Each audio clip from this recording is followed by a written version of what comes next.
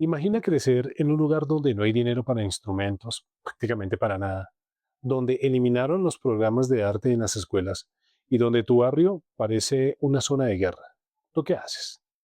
¿Te quedas en el silencio o tomas electricidad de un poste de luz viejito, conectas unos tocadiscos también viejitos y decides que si el mundo no te da una voz, vas a crear una tú mismo? Porque el hip hop no nació en un conservatorio, no nació en una academia, nació en la necesidad, nació de jóvenes que no tenían nada y aún así encontraron la forma de convertir ese nada en absolutamente todos. Bienvenidos a mi universo pop.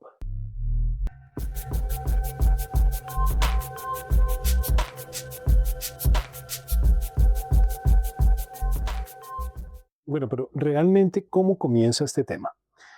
En el verano de 1973, en un edificio del Bronx que hoy muchos consideran la cuna del hip hop, el 1520 del Sedgwick Avenue, allí aparece una figura clave en esta historia y nada más y nada menos se llama el señor DJ Kool Herc. Su nombre real era Clive Campbell.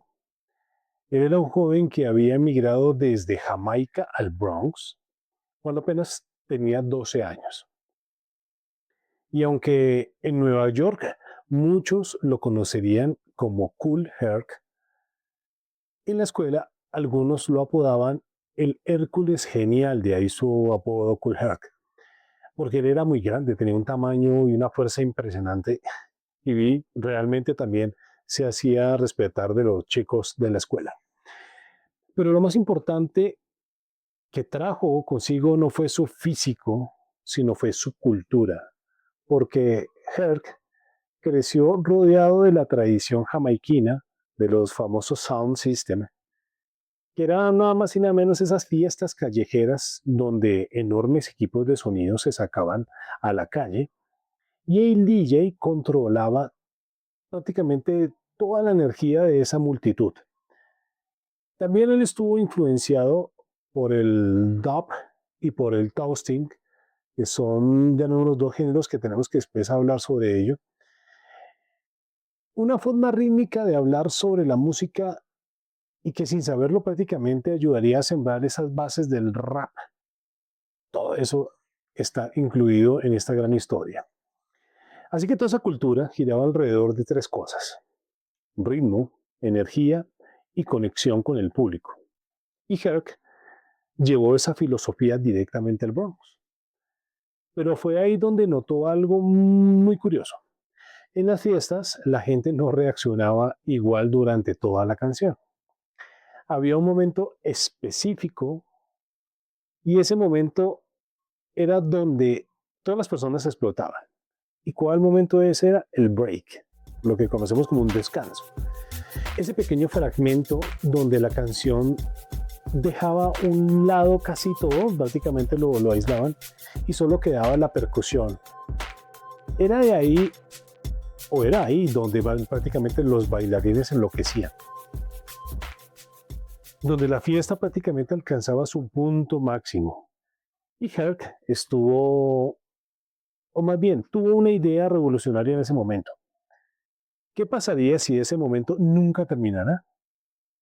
Entonces prácticamente hizo algo ingenioso para ese momento. Tomó dos copias del mismo disco y empezó a alternarlas entre dos tornamesas, repitiendo ese famoso break una y otra vez. Una técnica tan simple, pero tan brillante, que cambiaría la música para siempre. Porque sin saberlo, el señor DJ Kool Herc no solo estaba animando la fiesta, sino que también estaba creando las bases de una nueva cultura. Una cultura que el mundo conocería como hip hop.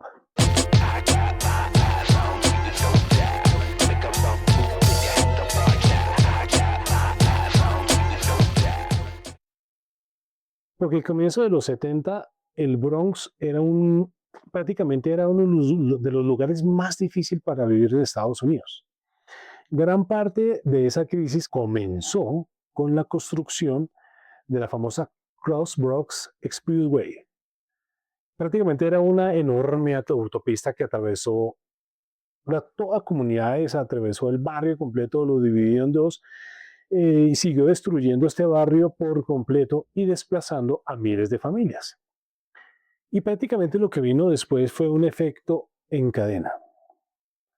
Ahí vamos a ver en ese Bronx abandonado, vamos a ver los edificios, pobreza creciente, criminalidad en aumento. La situación empeoró tanto que incluso los bancos ya no invertían en esa zona. Para muchos en el Bronx ya no tenían futuro. Y entonces fue cuando llegaron los famosos incendios. Llegaron tantos que se volvieron parte del paisaje, porque era común ver edificios en llamas y los periódicos prácticamente comenzaron a repetir una frase que definiría esa época. The Bronx is burning. El Bronx sigue ardiendo, el Bronx está ardiendo. Parecía un lugar condenado a desaparecer, pero mientras el barrio se derrumbaba a su alrededor, sus jóvenes hicieron algo extraordinario. En medio de ese caos, comenzaron a crear de todo. Crearon música, crearon danza, crearon arte y sin saberlo también estaban creando una identidad.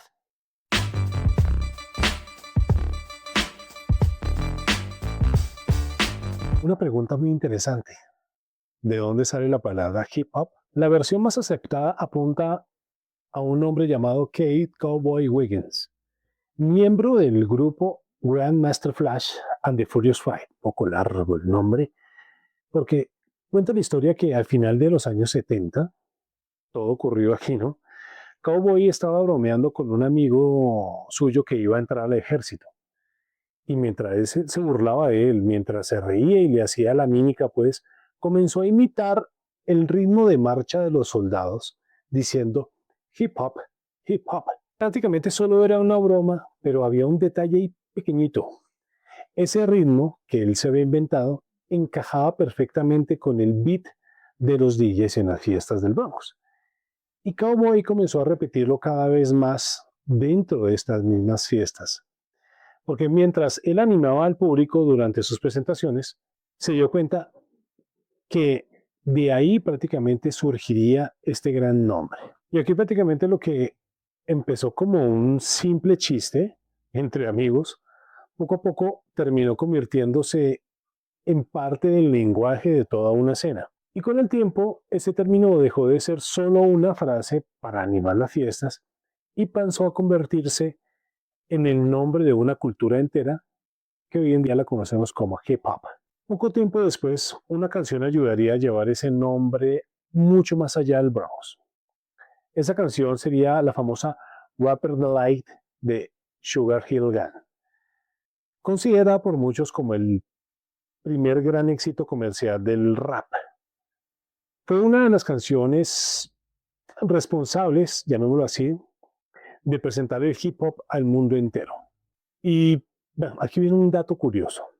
Décadas después, prácticamente en el año 2002, el grupo en español de las famosas Ketchup lanzó el famoso tema ACDG, una de las canciones más virales de toda esa época, y aunque mucha gente no lo sabe, su famoso coro está inspirado directamente en Rapper's Delight. Porque la canción de el ACDG cuenta la historia de un chico que entra a la discoteca y escucha esa canción, el tema, e intenta cantarlo sin saber nada de inglés. Por eso suena así, ACDG, ADG. Porque en realidad esto era una imitación fonética mal pronunciada del rap original. Les voy a dejar aquí las dos partes para que ustedes lo escuchen.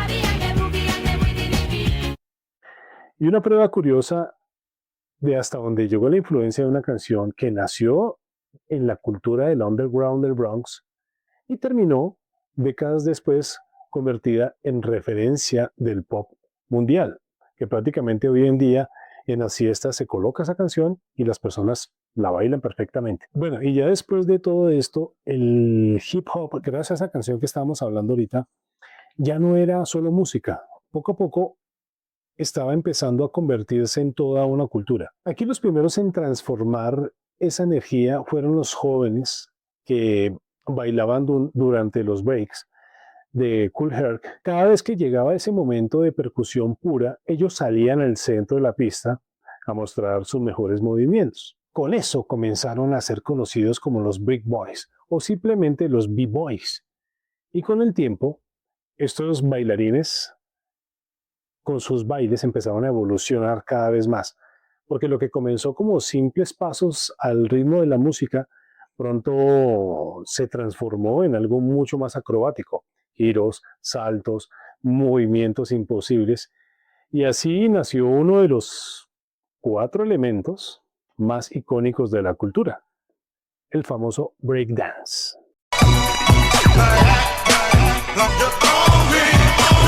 Mientras algunos en ese momento se expresaban con su cuerpo, otros comenzaron a hacerlo con la voz. Y ahí fue donde aparecieron los famosos MCs. El MC, que prácticamente significa Master of Ceremony, y aquí los MCs empezaron a jugar con palabras, a rimar, a seguir el ritmo del beat. Y sin darse cuenta, estaban creando una nueva forma de expresión. Y aquí nació nada más y nada menos que el rap.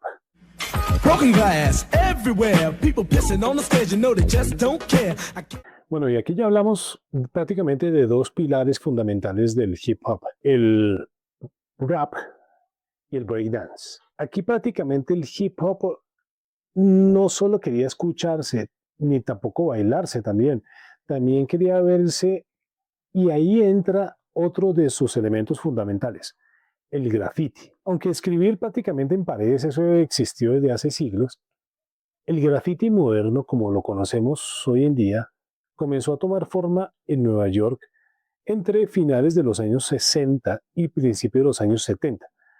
Porque aquí uno de los primeros nombres en hacerse famosos fue nada más y nada menos que Taki 183, un joven que empezó con una firma por toda la ciudad y explotó tanto que otros artistas entendieron algo brillante. Si pintaban en las paredes, solo los van a ver en una parte del barrio, pero si pintaban en el metro, su nombre iba a viajar por toda Nueva York y se iban a hacer famosos. Entonces, de repente, los trenes dejaron de ser solo transporte y se convirtieron en lienzos en movimiento, en galerías de arte que recorrían toda la ciudad. Ya conocimos los 4 pilares del hip hop, que es el DJ, el rap, el breakdance y el graffiti.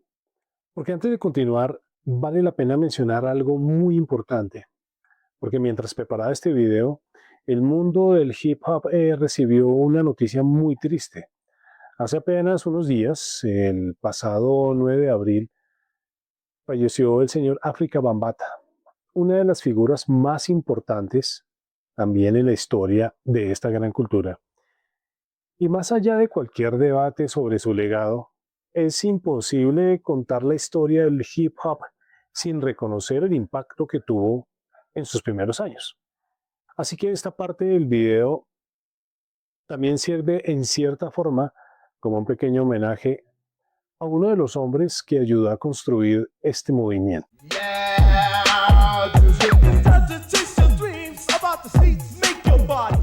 Y aquí vamos a entender por qué en esa época el Bronx no solo estaba en crisis económica, también estaba dividido por la violencia, las calles estaban controladas por pandillas, los barrios estaban marcados por conflictos constantes y para muchos jóvenes pelear parecía la única forma de sobrevivir. Pero entonces aparecieron también figuras como el señor Afrika Bambaataa que dijeron, ya basta de sangre. La idea prácticamente era simple, pero revolucionaria. Si quieres demostrar que eres el mejor, pues no use los puños, usa tu baile, usa tu arte, usa tus palabras. Y así poco a poco el hip hop comenzó a hacer algo increíble. Transformó la violencia en competencia creativa. Y en lugar de pelear en la calle, los jóvenes competían bailando. En lugar de atacar con armas, se enfrentaban con rimas.